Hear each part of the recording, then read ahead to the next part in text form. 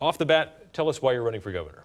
Well, New Hampshire native, and I've spent some 38 years in private sector, in the public sector, and we are the live free or die state, but I think we have to be the innovation state. I'm going to talk about it in the campaign.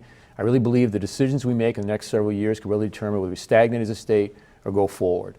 I think we have a big demographic challenge ahead of us in terms of young people leaving our state, companies looking at their energy costs. So, you know, the things that drove our economy in the past, which is a lot of inward migration, that has basically stopped. So the 58,000 kids today in high school, we need to convince them to say, you have a career here, you can have a family here, and I really think we can do it. It just takes the kind of leadership and the vision that Governor Hassan has brought to the office, Governor Lynch and Governor Shaheen. I think if we elect a Democrat, and this year a moderate can-do kind of approach, and we have a legislature that wants to work on energy and transportation and the opioid crisis, obviously, on a bipartisan basis, you know, we can do it. I think our best days are ahead of us, but we have to make some big decisions in the next couple of years. You spent the better part of a decade as the securities chief. No shortage of headlines during that time.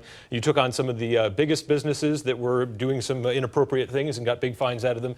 Also had the biggest Ponzi scheme in New Hampshire history, sort of during your tenure there, although there were a lot of different moving parts there. What to make of your tenure there at Securities? Well, you know, I'm glad you asked the question. I mean, I'm very proud of my record in the Securities Bureau. We did take on Tyco, ING, UBS, brought in $50 million in securities fines for the states, helped a lot of consumers.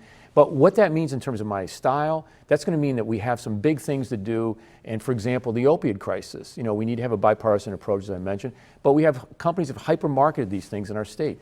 The Attorney General's office needs the resources to go after these companies. I will work to get the resources. We have water quality issues now going on in the central part of our state. We need to address it, obviously, in the short term. We have to hold those responsible for that. And Washington cannot and will not act on something as important as gun safety. And I've been very direct in saying that we need to close the loophole background check that happens on private sales. But we have to go after the assault weapons. And a lot of states have taken lead on that, and I want New Hampshire to be part of that. The biggest thing a governor can do is to really make our state safe and strong. And that's the kind of leadership I want to bring to the corner office, and that's my record when I was securities director. If you're going to grow some of these programs, do you favor any kind of broader-based tax for New Hampshire? No, I do not. I do not think that's in any way where we need to go.